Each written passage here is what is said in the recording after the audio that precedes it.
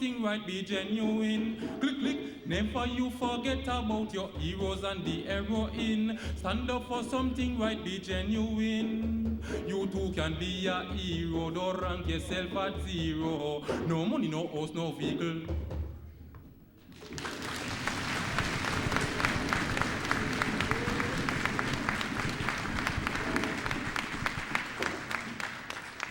Thank you very much. And by our program, there are the tabling of some motions. And all these motions were communicated to us ahead of this Congress. There are about some 7 motions dealing with various national topics. And the BITU, as your trade union, want to be a part of the national conversation regarding issues that affects labor. I'm going to the first delegate to read a motion that was communicated to us is Ms. Beverly Gibbs, Senior Delegate at the Civil Aviation Authority, who will read a motion regarding the construction trade. Ms. Gibbs.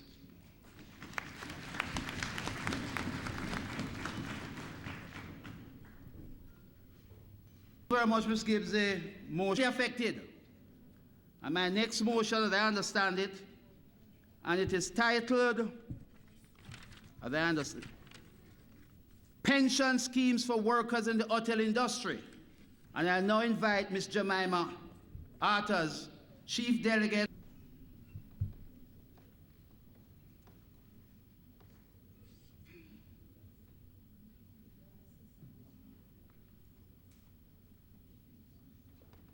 The industry, the country's single largest earner of foreign exchange.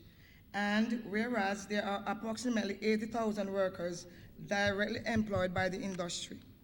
And whereas some 85% of these workers have no pension arrangements, and only approximately 6,000 workers in the industry contribute to a pension scheme. And whereas outside of the national insurance scheme, less than 5% of these workers are entitled to pension benefits. And whereas the non-availability of a contributory pension scheme can impact on the workers' performance during the period of employment, as well as increase the workers' economic vulnerability after retirement. Be it resolved that the BITU calls on the Minister of Tourism and Entertainment to intensify efforts to encourage investors in the industry to include the contributory pension schemes among the terms of employment of their staff, and ensure that such schemes are properly registered and monitored by Financial Services Commissions, the regulatory body for such pensions. Motion moved by Ms. Jemima Ortiz, Chief Union Delegate, Club Rio Negril, workers within the hotel and hospitality sector. Thank you. State your name, sir. Herbert Blake. Right. The motion has been seconded by Mr. Herbert Blake of the Rio Palace Hotel. I now commit this motion to the floor for its approval. Those in favor? Are there any against? The ayes. The Ministry of Finance and Planning placed a tax on concessionary loans offered to employees by financial institutions by their employers. This was done as a revenue earning measure to assist the government in financing the budget that year. And whereas the interest savings are considered as a difference between the concessionary rate and the open market rate, which was 14% at that time, and attracts a tax of 25% on interest saved on loans that exceeded a threshold of 1.5 million. And whereas, despite the one-year condition, the tax has neither been removed nor has it been revised in the 22 years of its existence, and has now become an unnecessary burden to this deserving fringe benefits granted to workers in this sector by their employers. Be it resolved that against this background, the union is seeking a revision of the $1.5 million threshold with due consideration given to the exemptions for at least the purchasing of a home, for owner occupancy, and the purchasing of land. And be it further resolved that a revision of the current open market rate from the 14% which obtained 2 decades ago be undertaken to bring it in line with the current open market rate of approximately 12%, which is at the higher end of the spectrum, considering that several institutions offer rates below the 12%. Moved by Suzanne Chambers, Assistant Chief Union Delegate, CIBC First Caribbean International Bank. Thank you.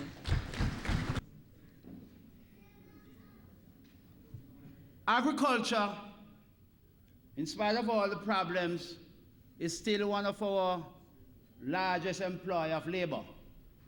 We're not with Appitan Estate in Trilo. So I beg what? Appitan, no? Appitan St. Elizabeth, I'm sorry. Appitan St. Elizabeth. I said Trilo, I'm sorry. Appitan St. Elizabeth. 1973. And whereas the Industrial Safety Division, ISD, of the Ministry of Labor, MOL, administers the Factories Act in an effort to promote and maintain, have assured the nation and the Parliament that the Act is far advanced and would be tabled within a short time without fulfilling such promise. Who continue to lead the charge in the fight for a better occupational health and safety practices in the workplace.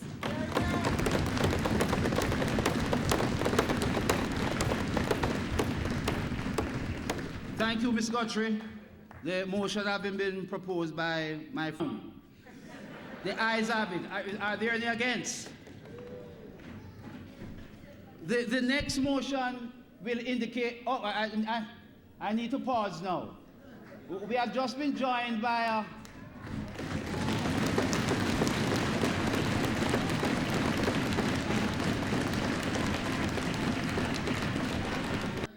nevertheless, we are still friends, and he knows how to win elections. He campaigns for a winner. He campaigns for a winner. I've never seen him work so hard. I've never seen him work so hard. Welcome, Colonel Charles. Good to have you, sir. The next motion is probably the most important one. And this is an indication that the BITU, as we have a stake in this. We have a stake in this. And this next motion will be, as I understand, will be read by Mr. Giovanni Phipps, Chief Delegate at the Shipping Association and Port Bustamante. Mr. Phipps.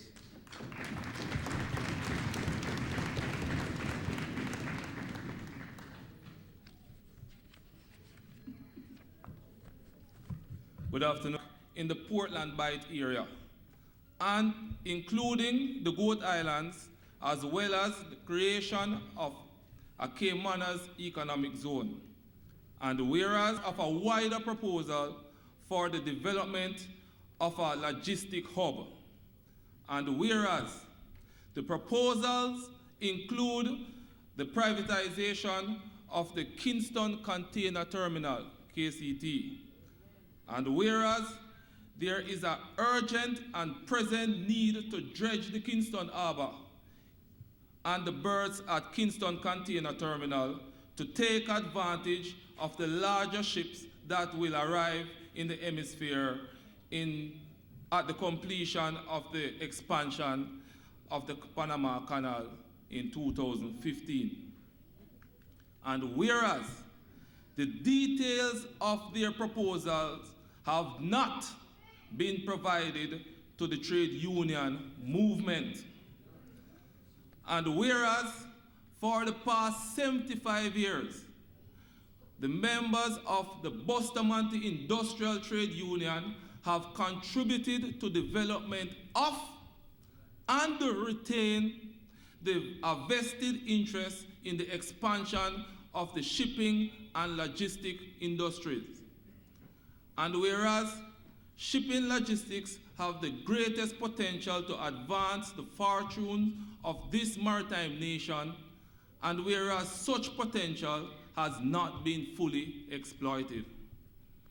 And whereas that the authorities should outline the nature of such jobs to be provided in the expanding shipping and logistic industries and detail the training programs that are to be developed to enable Jamaicans to benefit as employees and outline the schedule of such training program.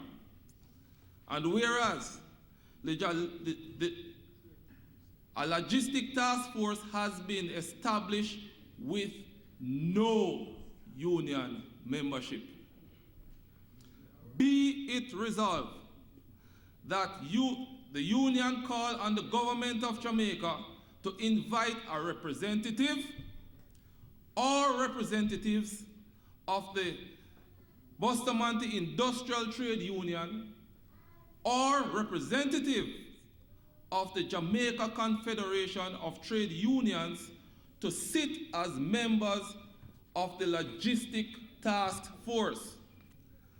And be it further resolved that the government of Jamaica must honor the terms of the first Schedule to Port Workers Regulation 1968, which provides that registered port workers should be the primary group of workers on the ports in Kingston. I hereby move Union Delegate of Shipping Association of Jamaica representing the maritime sector of workers. The workers so engaged to certain basic social benefits, expectancy to social protection post-employment years, as well as fundamental employment rights guaranteed to workers in Jamaica. And whereas we contend that this practice is specifically designed to deny such workers their right to be represented by a trade union of their choice and to become organized. Be it resolved that we call on the Bustamante Industrial Trade Union to, as a part of their organizing campaign, take all necessary steps to seek recognition on behalf of these workers who continue to suffer under below standard contracts of employment without the guidance and protection of trade union representation. And be it further resolved that we call on the government of Jamaica to ensure that the rights and social benefits of contract workers are honored and that the appropriate legislation is put in place through which they are guaranteed some reasonable level of employment security. This motion is moved by yours truly, Richard Christian, Chief Delegate of Columbus Communication Officer of Columbus Communication Jamaica Limited, and on behalf of workers within the telecommunications sector. Thank you. Thank you very much, Mr. Chambers. The motion having been proposed by Mr. Chambers, I now invite a second. Mr. Christian. Could you say your name, miss, please? Delia Campbell, JTC Lime. Motion having been seconded by Ms. Campbell, I now commit this motion to the floor. First, those in favor? Those against? The ayes have it. This motion is hereby adopted. The final one is the public sector. And these are government employees who have worked long and hard and have made a lot of sacrifice. Wage freeze, no serious increase until about 2016, and it is dependent on growth in the economy. Might be Mr. Holness will help us.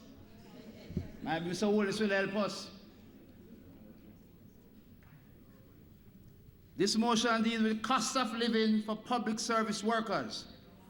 I now invite Mr. Gary Davis, Assistant Chief Delegate at the National Water Commission, to propose this motion. Mr. Davis.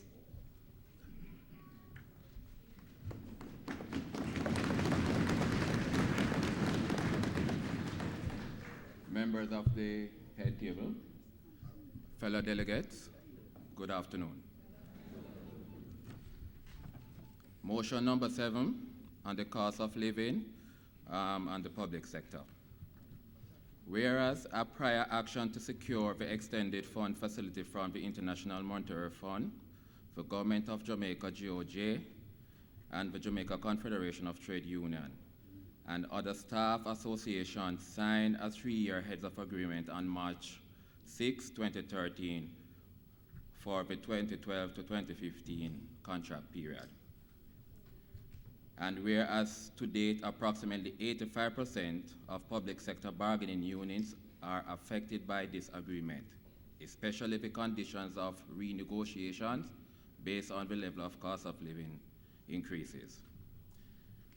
And whereas clauses 2.2.2 of the heads of agreement states that if inflation exceeds the amounts of targeted in each year of a government's medium-term economic program by more than 2%, a review of this agreement will be triggered. And whereas while the 12-month point-to-point inflation figure up to August 2013 was 9.5%, the figure targeted under the medium-term program is 8.5 to 10.5%. And whereas, while the agreement requires that the condition for renegotiating the agreement is that inflation top the medium-term projection by 2%, the close to 10% inflation being experienced through the continuing slide of Jamaican dollar and the increase in the cost of basic food and utility is seriously affecting public sector employers currently subject to a 3-year wage freeze. I think they should say employees. Be it resolved that the government gives serious consideration to proposal from the Bustamante Industrial Trade Union and the Jamaica Confederation of Trade Union to alleviate the suffering of the most vulnerable employees in the sector, as well as easing the intense pressure on the public sector workers in general, or find a way to halt the continuing slide of the Jamaican dollar and advocate the effect of, to alleviate the effect on the workers. This motion is moved by yours truly, Gary Davis, Assistant Chief Delegate, National Water Commission.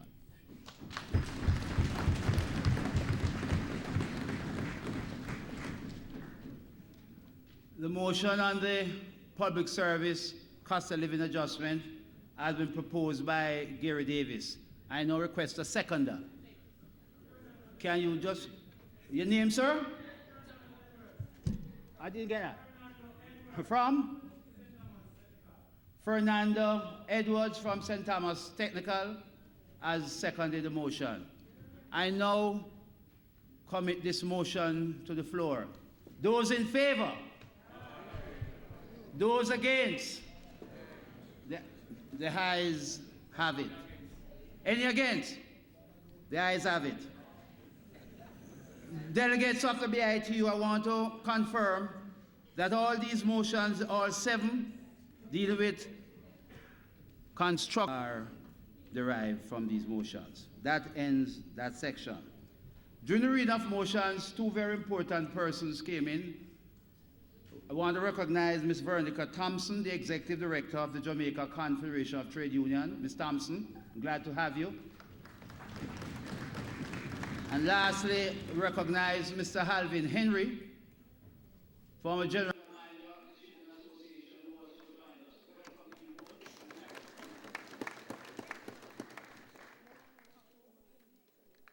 Our next item.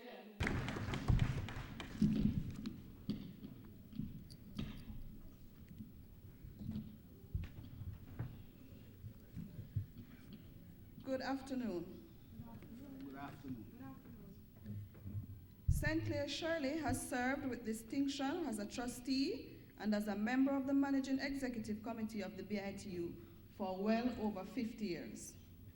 His contribution to the BITU includes his expertise in investments and etiquettes, where he led the charge in acquiring stocks and shares and saw to it that the union took profit when it was advantageous. He also kept in touch with the investment market, where he constantly sought and negotiated the most attractive offers for the union. Mr. Shirley played a lead role in the acquisition, development, and maintenance of real estate, and worked closely with the Treasurer and General Secretary in ensuring that the union remained liquid and enjoyed growth despite whatever economic climate prevailed. St. Clair Shirley served on the board of directors of many entities, where he constantly lobbied for the rights of workers to be respected and protected. He often cites his honor in having worked directly with Sir Alexander Bustamante, Lady Bustamante, Hugh Lawson Shearer, Lyndon Newland, Edith Nelson, and George Fife. Mr. Shirley also served with distinction as a Member of Parliament for Western Portland and was conferred with the Order of Distinction, Commander Class, for his outstanding contributions to the business, agriculture, trade unionism, philanthropy, and public service. It is with great pleasure, Mr. Shirley, that the BITU presents this gift to you. We hope you will enjoy it and accept. Thanks much.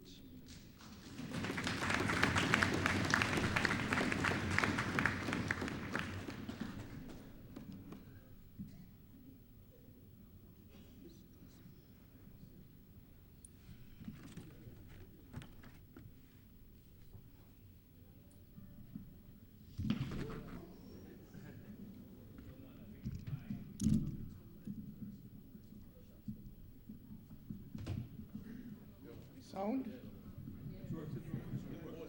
It's working? Yes, it's working. Thank you, Mr. Chairman. Union President General, members of the executive, delegates of the union, leader of the opposition, and members of the Jamaica Labour Party, greetings. I am pleased to be here today to witness this very impressive turnout. It is telling me that the union is strong, organized, and well prepared under the excellent leadership of Senator Kevin Gale.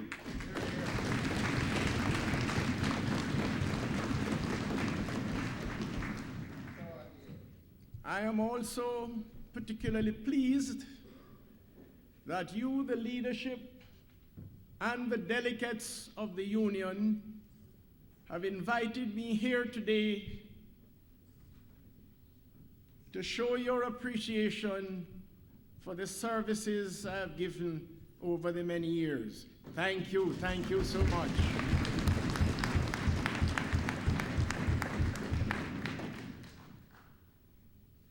When I was coming in, one of the executive members said to me, "You're leaving us?" I said, "No, I remain on call." I am leaving, as I said before, with very pleasant memories. Having served with some outstanding Jamaicans, exceptional individuals, first and foremost, Sir Alexander Bustamante, our founding father.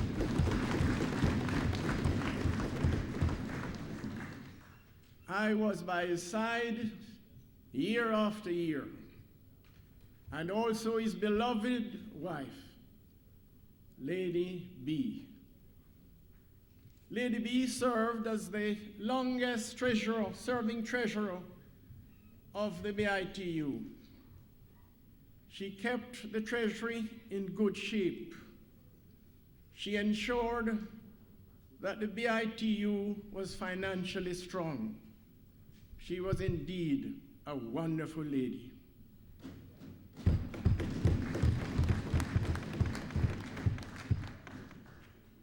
There was L.G. Newland of NIS fame, the Right Honorable Hugh Lawson Shero, Miss Edith Nelson, and that remarkable person, George Reginald Fife.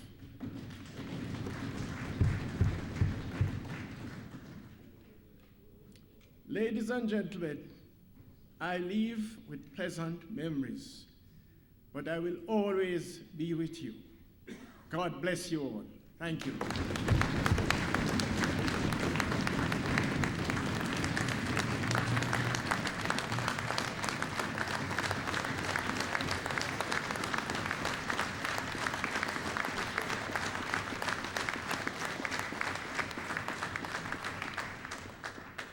Thank you very, very much.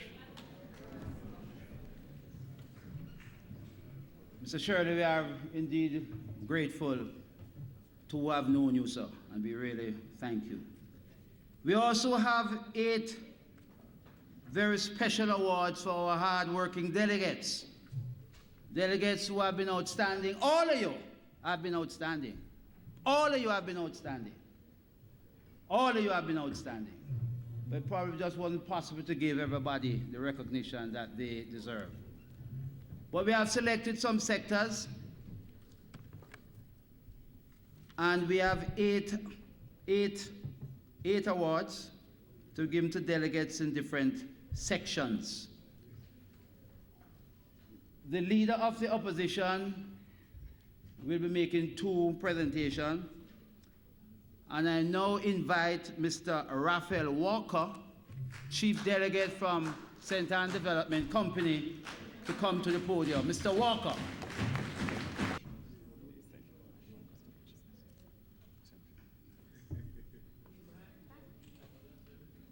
I certainly am humbled this evening. In all my life, there's one thing I'm always afraid of is surprise. And I could not believe, although I was asked to organize the group and to come here, at no time I have an idea that I will be receiving a special award. I must say for many, many years I've served the BITU. A lot of years. Being a delegate is not one of the best jobs you can think about. It's hard. It's your enemy number 1 to the management. In fact,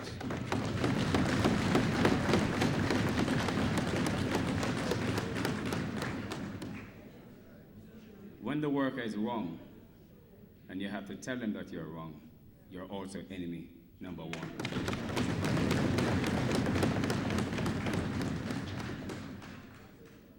There are times through my many years, I remember I told after the death of Edward Williams, I told Colonel Shaw that, listen, it's over for me.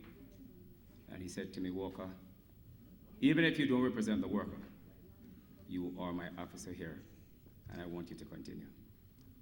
I'll always continue to work and serve the people of the Bustamante Industrial Trade Union and Jamaica on a whole. God bless you. Thank you, Mr. Walker. Thank you, sir. Thank you. Our next recipient is Mr. Harold Brown, the Chief Delegate at the Jamaica Library Service. And he has been a very outstanding delegate. May I invite Mr. Harold Brown to the podium, please, from the Jamaica Library Service.